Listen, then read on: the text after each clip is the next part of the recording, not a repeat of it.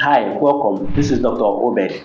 Here, I want to teach you the four levels of entrepreneurship, how people become extremely wealthy.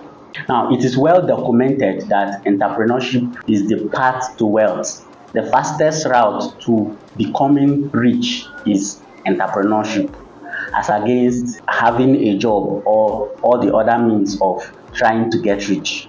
I've identified four levels of entrepreneurship, how people become extremely wealthy in this video. Now, let's dive in. The first level is what I call the trainee entrepreneur. Now, the trainee entrepreneur is that entrepreneur at heart who has not yet started anything of his own. He is at the training stage of his entrepreneurship journey. He has probably identified the industry he wants to play in and the business he wants to start. But at this stage, he is in training, either under somebody who is currently in the business or around that industry in a bid to learn about entrepreneurship.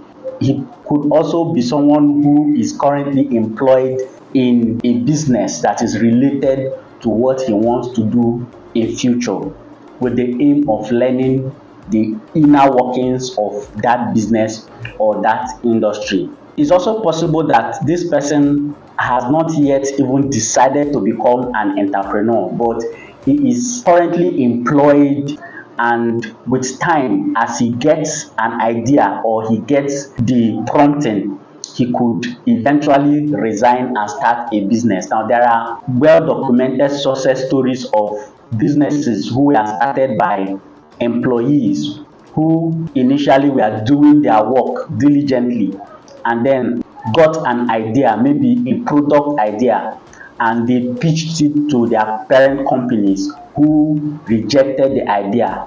They then went on to resign and started the businesses, and they became very successful. There are a lot of success stories in that line. So this stage of trainee entrepreneur is a very important stage in your entrepreneurial journey.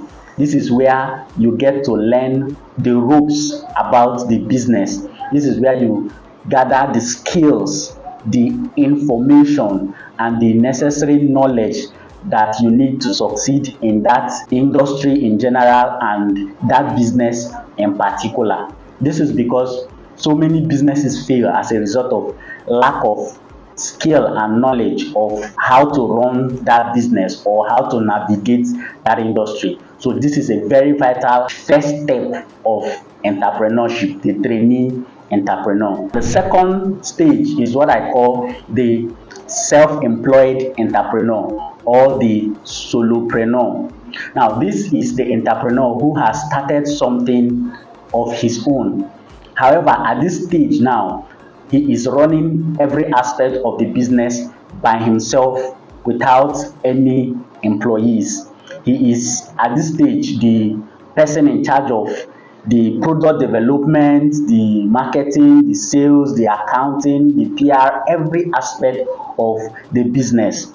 Now, this could be as a result of the fact that the business is not big enough to need employees.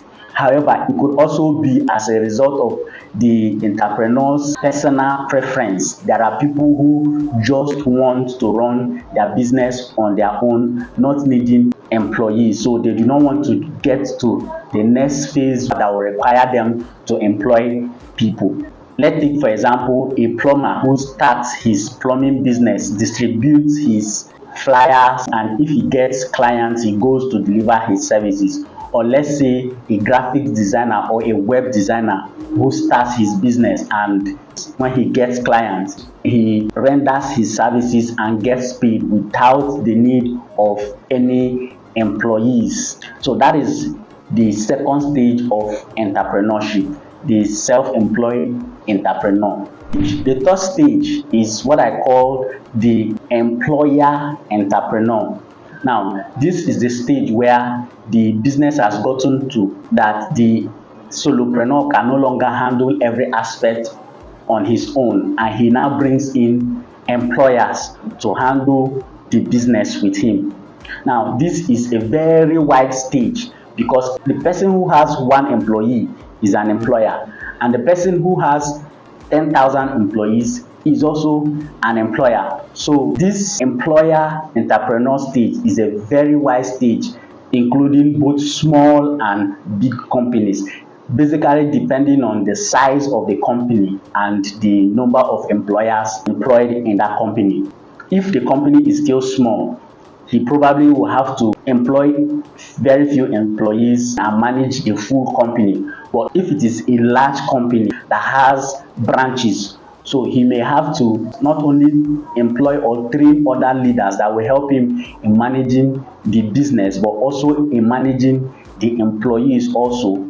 For example, if he has many branches scattered all over, he may now need managers for each of those branches who have people under them that are doing the business, and supervisors as the case may be. He may now need a proper company structure and maybe have heads of departments, let's say in accounting, in marketing and sales, and who now report to a manager who eventually reports to him, the CEO, depending on how big the company and the kind of structure they intend to have. I want to add that there are businesses you cannot start as a solopreneur.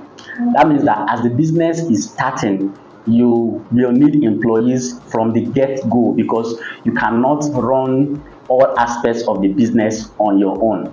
For example, if you're starting a hospital, no matter who you are, even if you are a doctor, you cannot be the doctor, the nurse, the pharmacist, the lab scientist, the cleaner, the gate man. You cannot do all these things on your own, and these are all very vital aspects of running a hospital. So there are companies like that if you are starting, you must have employees from the beginning. That means that you have skipped the solopreneur aspect of entrepreneurship, but that is what is required for you to start the company.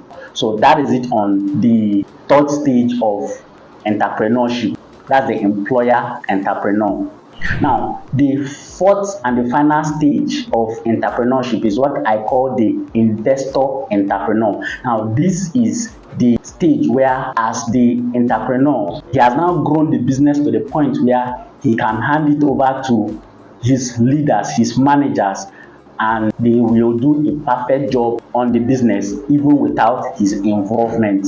That means he has handed over, or he can hand over the business to his leaders, and even without him being involved in the day-to-day activities of the business will do perfectly fine and still bringing him the money. At this stage now, is as though the business is his investment, because he does not require his day-to-day presence. This is where most wealthy people, billionaires and millionaires, find themselves. They have businesses that are run perfectly by CEOs and managers that do not need their input. Their job is to ensure that the business is run properly by the people they have appointed, and if there is any issue, they can decide to change the CEOs or managers, but they do not have to come back to manage the business on their own except they want to.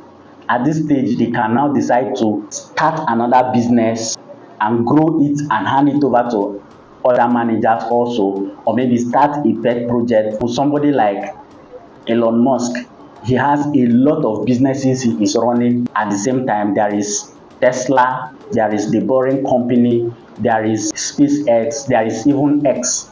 So all these businesses are being run perfectly by people who report to him. Now he can decide to retire from Tesla, for example, and the company will do just fine, but he can still decide to remain in the business. So at this stage, the entrepreneur decides what he wants to do with his time and his money. He has a lot of time in his hands to decide to start another project, or he can decide to remain in that company out of sheer passion and love for the business. So that is the highest stage of entrepreneurship, and that is where most persons intend to get to.